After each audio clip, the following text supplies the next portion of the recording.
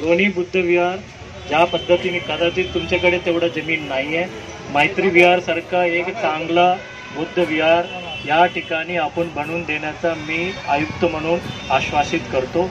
काही अडचण होणार नाही.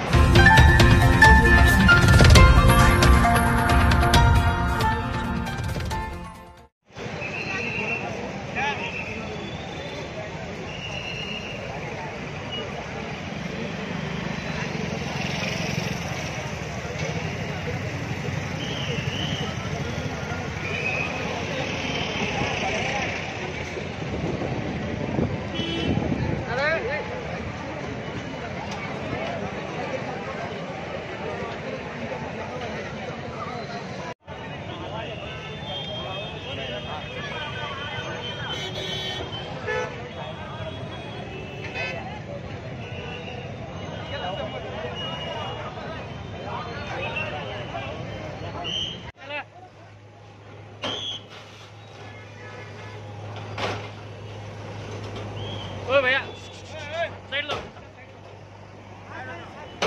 अरे तू साइड लो भाई.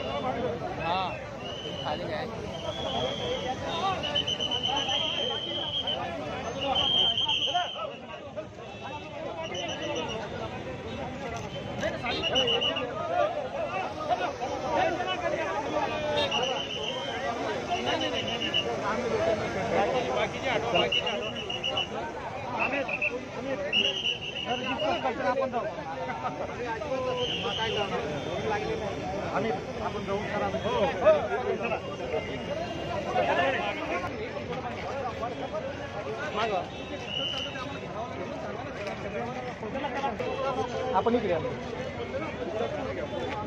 चला चला चला चला चला समोर. ए भैया मोबाईल करतो. ए चला चला चला साइडला चला.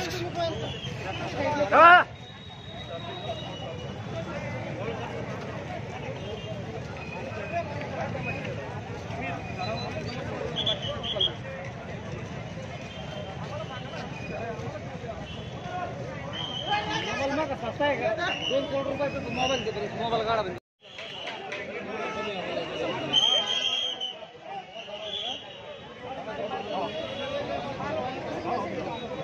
असं माग मागे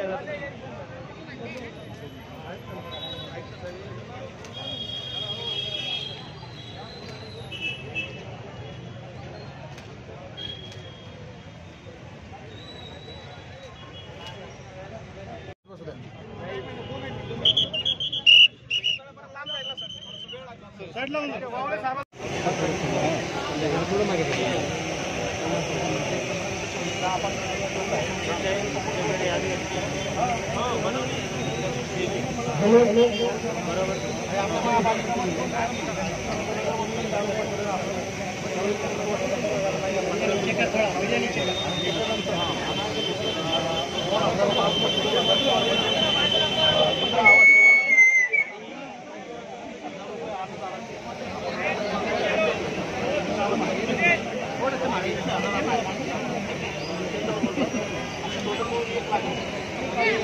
जाऊ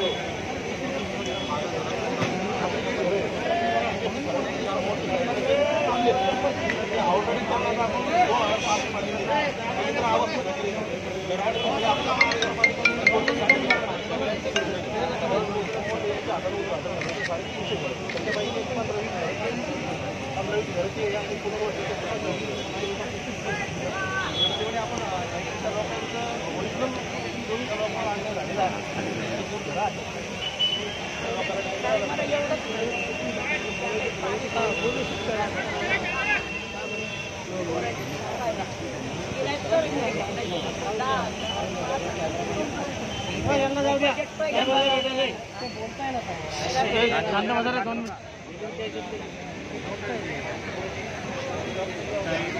आणि न्यायालयाचे जे आदेश आहेत आणि त्या आदेशाप्रमाणे तुम्ही ऑगस्ट 15 त्या ठिकाणी अतिक्रमण काढावंच लागणार आहे. जे रस्त्यामध्ये येतोय, ज्या रस्त्यामध्ये येत नाही त्याला आपण हातही लावत नाही.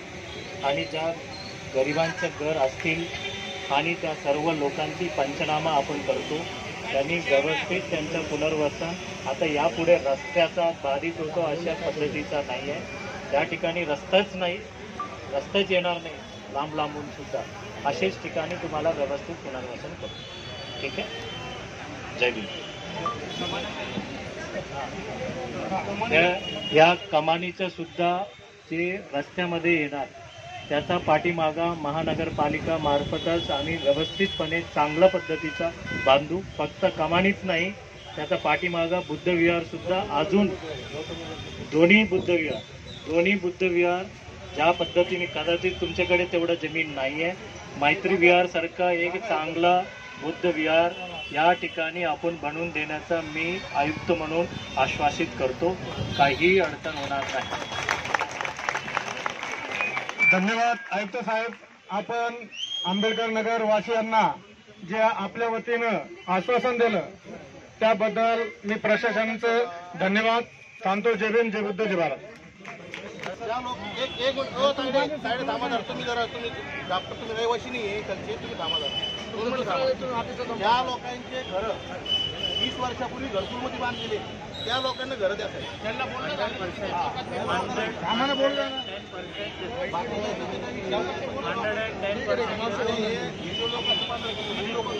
ऑलरेडी 25 वर्षापूर्वी सर्व यादी आहे. सर हे जर बाधित सर्व लोकांना पूर्णपणे हे अट नाही नावासकट ऍक्टिव्हिटी असेल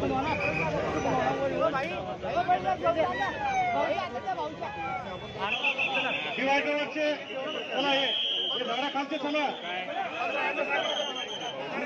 चला चला, कोणी थांबू नका प्लीज. हे रिक्षाचे जवळचे चला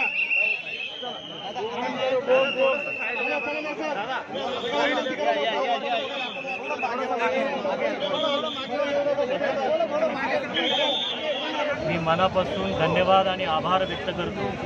कारण ज्या ठिकाणी थोडेफार विरोध झाला त्यांना थोडा गैरसमज होता आणि तो गैरसमज सुद्धा आमचे अधिकारी आणि त्या भागातील आमच्या महानगरपालिकेतील माजी पदाधिकारी, माजी नगरसेवक आणि विशेष करून माननीय पोलीस आयुक्त स्वतः आणि त्यांच्या टीमने लोकांना समजुती काढल्या आणि त्यांच्या गैरसमजही दूर केल्या.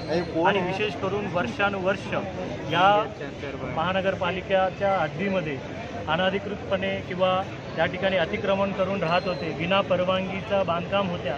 आणि त्यासोबतच आज काही लोकांनी स्वतःहून घराचं हे घरकुलसुद्धा त्यांनी घराचं सुद्धा बांधकाम त्यांनी पाडून घेतलं.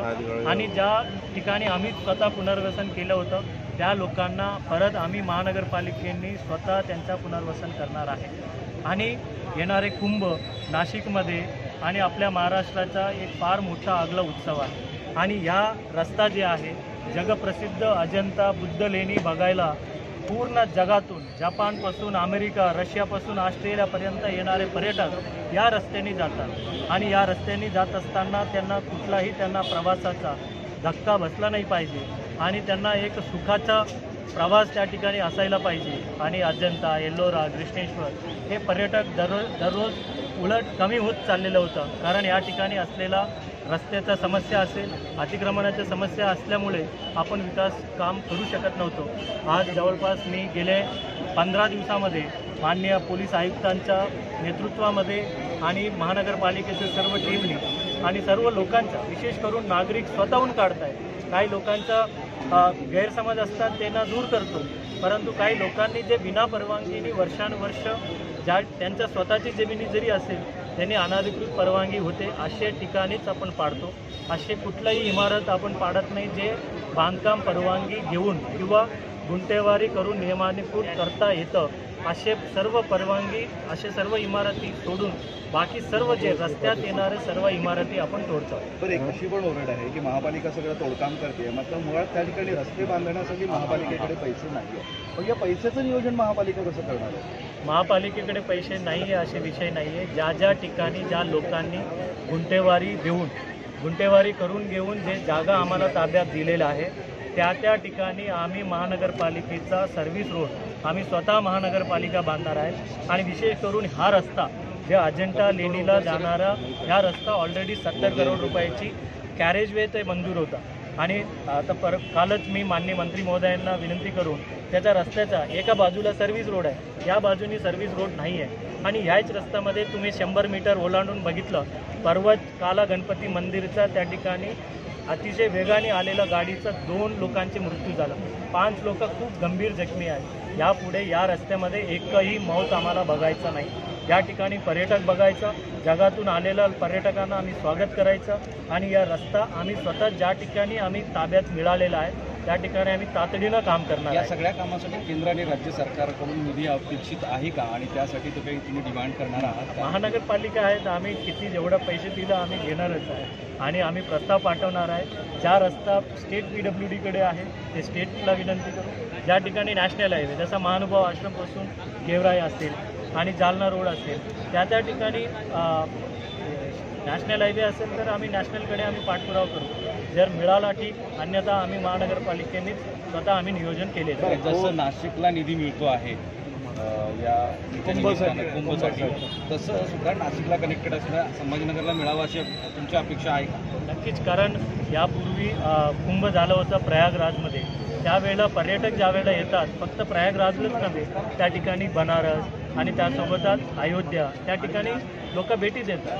तसेच आमचासुद्धा हे अनुभव आहे की यापूर्वी कुंभाच्या ज्यावेळेला होता त्र्यंबकसोबत कृष्णेश्वरला सुद्धा या ठिकाणी लोक येतात आणि त्यावेळेला येत असताना त्यांची आता फार मोठ्या प्रमाणे विकास वाढलेला आहे. लोकांनी गाडीमध्ये येतात, त्यांचा कुठलाही ट्रॅफिक जाम होता कामा नव्हे म्हणून सर्व मुख्य रस्ता 60 मीटरची रस्ता आणि सर्व जालना रोड असेल, त्यासोबतच दौलताबाद रोड असेल, मग बिडकीन रोड असेल आणि या अजंता लेणीपर्यंत जाणारे हे रस्ता असेल, या सर्व रस्ते आपण विकसित करणार आहे. त्यामुळे एकंदरीत येणारे कुंभ बघता आणि वाढता पर्यटक या सर्व लोकांच्या लक्षात घेता आमच्या पुढच्या छत्रपती संभाजीनगर आम्हाला भविष्य घडवायचं. बरं, तोडण्याचा एक कालबद्ध कार्यक्रम आहे, मात्र रस्ते करण्याचा काही कालबद्ध कार्यक्रम आहे का की त्यासाठी काही ड्युरेशन नाही? म्हणजे असं नाही, आता जे जमीन आमच्या ताब्यात मिळालं, फॉर एक्झाम्पल एखादा इमारत अनाधिकृतपणे उभा आहे त्याच्या समोर त्यांनी नियमानुकूल केलं, ते रस्ता आम्हाला हँडओव्हर करणार आणि रस्ता इमिडिएटली हँडओव्हर केला त्या सर्वच ठिकाणी आम्ही रस्ता बनवण्याचा कालबद्ध आमचे नियोजन आहे. असे सर की काही मालमत्ता ज्या आहेत त्या तुमच्या अखत्यारीमध्ये येत नाही, जसं की सिडको असेल आणि MIDC त्याला तुम्ही TDR देणार किंवा त्याला कॉम्पेन्सेशन देणार किंवा त्याचे पुनर्वसन करणार, तसं अधिकार तुमच्याकडे येतच नाही त्या भागामध्ये, तिथलं तुम्ही कसं काय करणार? हे छत्रपती संभाजीनगर महानगरपालिका हद्दीमध्ये असलेला सर्व एरिया त्या ठिकाणी प्लॅनिंग अथॉरिटी म्हणून जर मी रस्ता त्या ठिकाणी करत असेल त्या ठिकाणी आम्ही TDR देतो.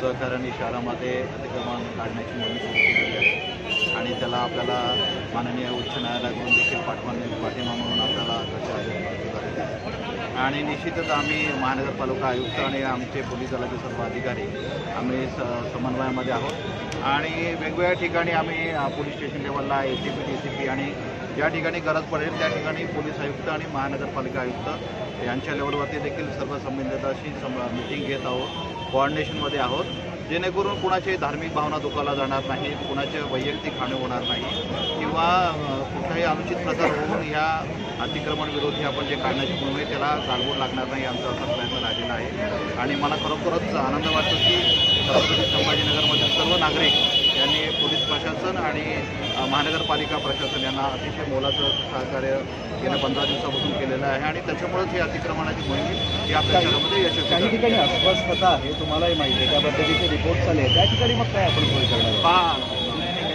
यामध्ये कोणत्याही प्रकारे कोणालाही सूट देण्यात येत नाही.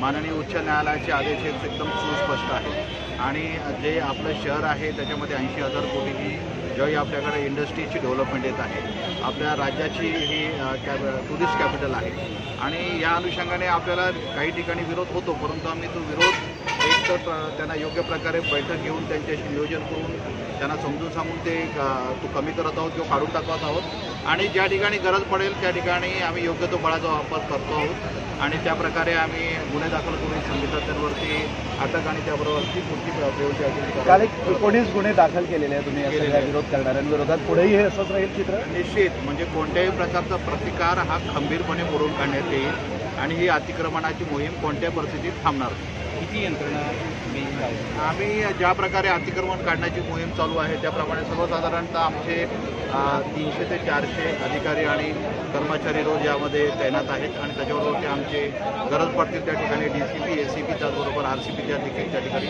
बंदोबस्ताला उपलब्ध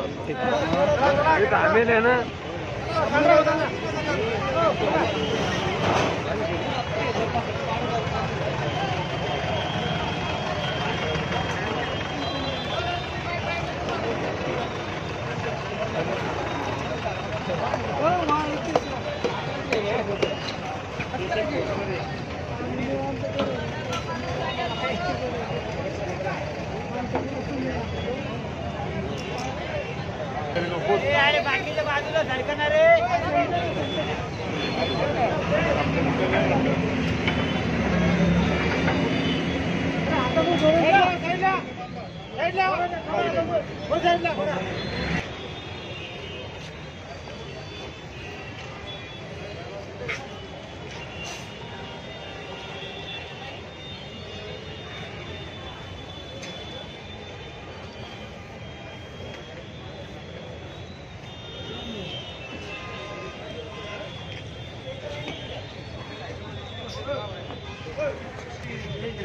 या लाईनीत चला.